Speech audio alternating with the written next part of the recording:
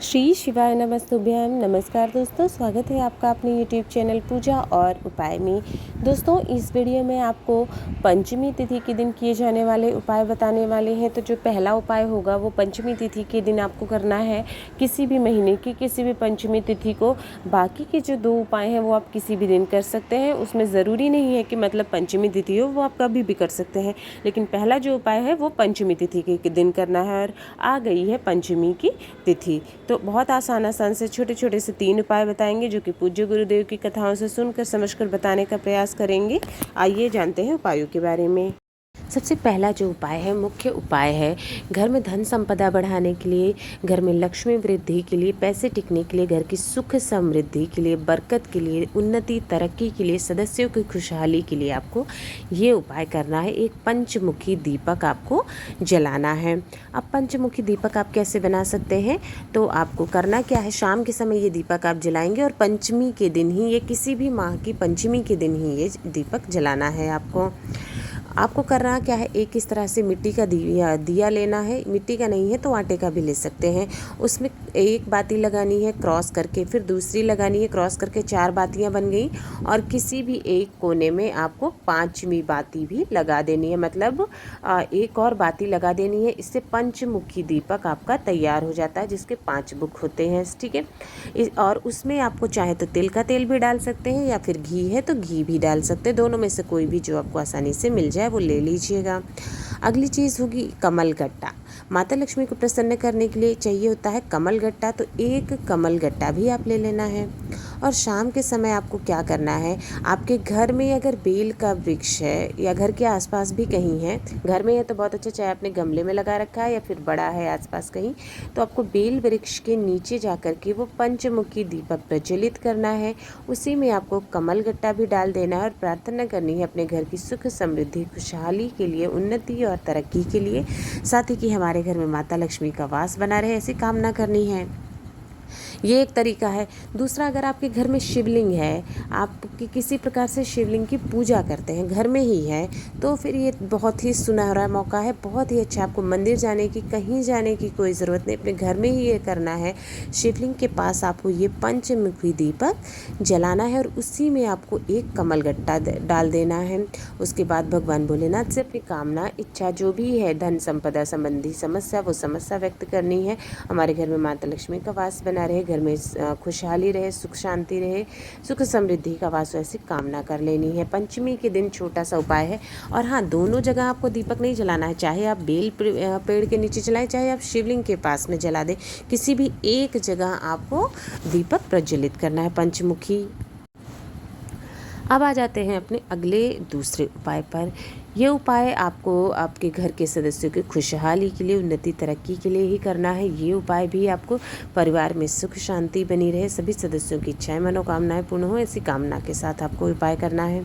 लेना होगा आपको लाल चंदन लें, या फिर रूली ले लें, या फिर पीला चंदन ले लें, या कुमकुम ले लें।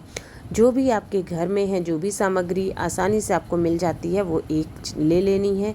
उसका एक गाढ़ा सा आपको पेस्ट तैयार करना है। करीब 1-2 चम्मच चंदन लेना, पानी मिला करके गाढ़ा सा उसका पेस्ट तैयार करना है। और आपको चले जाना है किसी भी वट वृक्ष के पास में। ठीक है। अब ये उपाय आप पंचमी तिथि के दिन ही, ज़रूरी नहीं है, किसी भी दिन कर सकते हैं। पंचमी तिथि पे कर लें तो बहुत अच्छी बात है। सुबह चाहे सुबह करें, शाम चाहे शाम करें, कभी भी किसी भी समय, जब समय मिले कर सकते हैं। जब बरगद के पेड़ के पास पहुंच करके सबसे पहले 7 बार उसकी आपको परिक्रमा करनी है। ध्यान देना, 7 बार आपको वट वृक्ष की परिक्रमा करनी है।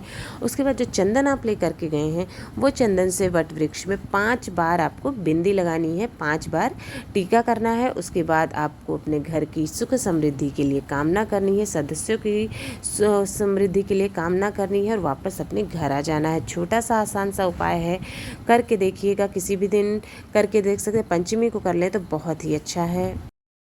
अब आ जाते हैं अपने अगले उपाय पर। ये उपाय है आपको कोई मनोकामना आपकी है, पूरी करना चाहते हैं, अधूरी है, तब आप ये उपाय कर सकते हैं। इसके साथ साथ ही अगर कोई सदस्य है घर का वो अक्सर बीमार रहता है या अभी कोई बीमारी इसको हुई है, दवाओं का असर नहीं हो रहा है, तो आप उस बीमार व्यक्ति के लिए भी ये उपाय कर सकते हैं। और घर की बाकी नेगेटिविटी को दूर करने के लिए भी आप ये उपाय कर सकते हैं। इसके लिए लेना होगा आपको 1 काली मिर्च, आसानी से हर घर में मिल जाती है, तो बस वही लेना है। एक ही खड़ी वाली जो होती है वो वाली काली मिर्च लेनी है। साथ ही साथ आपको चावल का 1 दाना लेना है, अक्षत जिसे कहते हैं, अखंड टूटा हुआ नहीं होना चाहिए। 1 अक्षत ले लिया।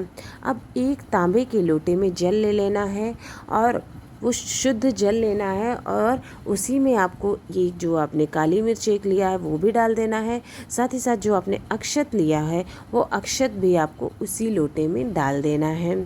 अब ये उपाय भी आप किसी भी दिन कर सकते हैं।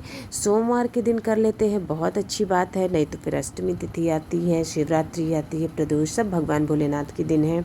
इन दोनों पर भी आप ये उपाय कर सकते हैं। सुबह शाम किसी भी समय की कोई पाबंदी नहीं है।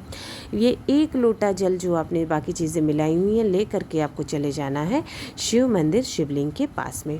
जब आप वहाँ पहुँच जाएँ तो सबसे पहले आपको उत्तर दिशा की तरफ मुख करके खड़े हो जाना है और जो 1 लोटा जल आपको लिया हुआ है वो कहीं एक ही जगह आपको नहीं डालना है, 5 जगह पर उसको थोड़ा थोड़ा करके समर्पित करना है। इस बात का ध्यान करना है, जब हम कोई मनोकामना करते हैं तो साधारण रूप से जल नहीं चढ़ाते हैं।